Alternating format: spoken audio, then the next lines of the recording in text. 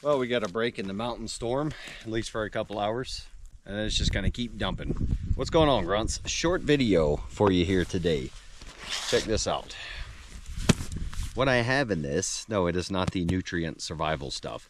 This is a 20-liter bag, and I have this packed and compressed to show you the Wiggies sleeping bag from Wiggies. If you don't know Wiggy sleeping bags, it's okay. They're not super popular. Pretty popular among us outdoorsmen and military dudes though. This is their 32-degree bag. Now I wanted to show you what it looked like compressed in a 20-liter dry bag as a comparison, because yes, it is thicker and heavier than your Army or the MSS 32-degree bag.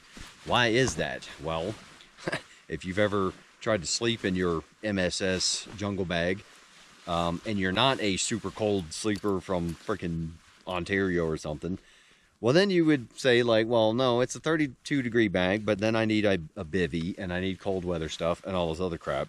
And so basically that's why we call it a jungle bag. You will survive in 32 degrees, but you're gonna be bumming unless you're from those areas. So let's talk about this Wiggies bag. Oh, our zippers. Okay, that's the problem. So the Wiggies bag is right at about 2.5 pounds, maybe a little more. This one's soaked because we just finished up Seer 5. But it still compresses down to a reasonable size. But the most important thing is it will actually be used around 32 degrees, right at about freezing temperatures. Now, you're still probably going to have some snivel gear on. I've slept with this plenty of times in freezing weather with my long johns on, or my ECWCS silk weight stuff, ninja stuff we call it, and I've been just fine. All right, but again, you know, like I always say with grunts, we're typically sleeping in some kind of clothes anyway, because if you do have to get out in a hurry for whatever reason, you're not going to have time to freaking, you know, get your bunny slippers off, put your boots on, and all this other stuff. So before I zip this up, I just wanted to show you something that's actually pretty cool on here, is they give you a regular size zip, so you get it closer to your body, not wasting heat. And then for the big boys, you have a outer zip. So that's actually a pretty important feature. The problem with the military stuff is it's one size fits all. So if you don't know, if you're camping in cold weather, any kind of extra material in your sleep system, if you don't tuck it up under you and get it close to your body, you just have a larger pocket of air. And so what that means is your body now has to heat that larger pocket of air. So excess material in your sleeping bag in cold climates is not a good thing, right? That's why you see the backpackers, they're like cutting their stuff up and tailoring it and everything because they're trying to limit weight and all. Now let me show you the one bummer. One thing I love about the military sleep system, we've got it closed up, no emergency open. Okay, I get it. You know, guys are gonna say, well, what, you're not always going into a firefight. And yeah, I would agree with you, but what if it was Taco Tuesday before you went out camping, or you hit up the gas station on your way out to the woods, you know, and you got a gas station hot dog and it's freaking 1 in the morning and you got to get out of this thing hurry because that hot dog is freaking wanting to exit the aircraft. Well, yeah, you better be able to find this thing quick and get out of here. Now, fortunately, they do compensate by giving you this big old pull tab. I mean, even with gloves on, you can find this in the dark wherever it is and you can get it freaking done. And it is like a robust, oversized military zipper. So you can find this thing in the dark and with gloves. I've done it plenty of times, and it's not going to get all jammed up in its own garbage like the backpacker stuff does. Like, you can freaking abuse this thing, and I have many times. But the non-emergency zip, they were tailored to military for a while, and I would say that's a freaking bummer, right? So that's my first complaint. One thing that's really cool is they've got a massive oversized baffle. All right, so this is like your cold air is going to seep into that zipper area, or your warm air is going to seep out of it.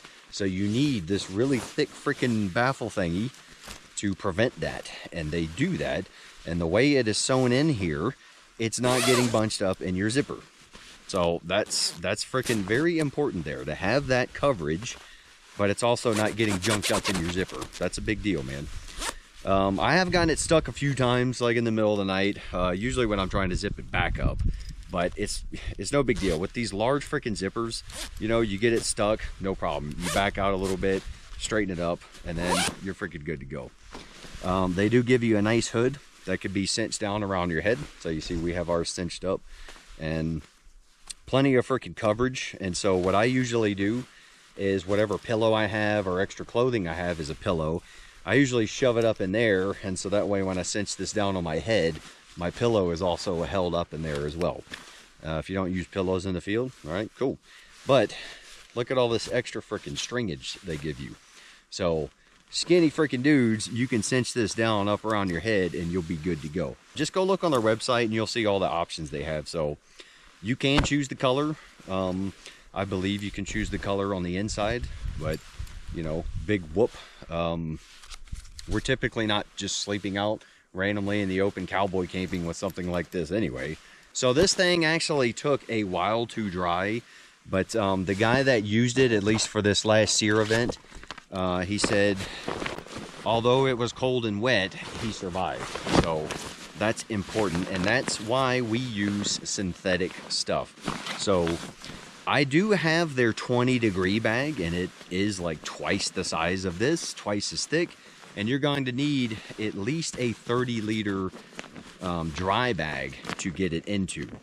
So again, the thing is, I compare everything with sleep systems to our military systems. Freaking insulated mechanics gloves.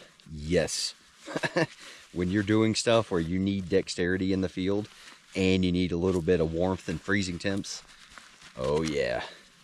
Just don't get them wet though. They're terrible when wet. So there you go, packed up. You know, I got some space here, so you could probably work this a little bit better and get it about as long as a football. But for a bag that's actually going to work for the most part in freezing temps, about 32 degrees, maybe 30 degrees, that's as far as I've pushed it, you know, not too bad. And if you look at the price point, it's actually a pretty dang good freaking price for a non-military surplus item, which military surplus is only so cheap because it's freaking surplus. We've made too much of it. But you're also double paying for it. You paid for it as a taxpayer, now you're paying for it again to buy it. So looking at the prices of our jungle bags and how those fluctuate so much, you know, the price of this 32-degree bag, it's freaking not bad at all, man. And Wiggies does some pretty cool stuff, so I wanted to check their stuff out as a company and their equipment, and there's no lies detected in their equipment and their marketing. Stuff I think is pretty damn cool, man. It's well worth the money, so check it out. If not, whatever. See ya.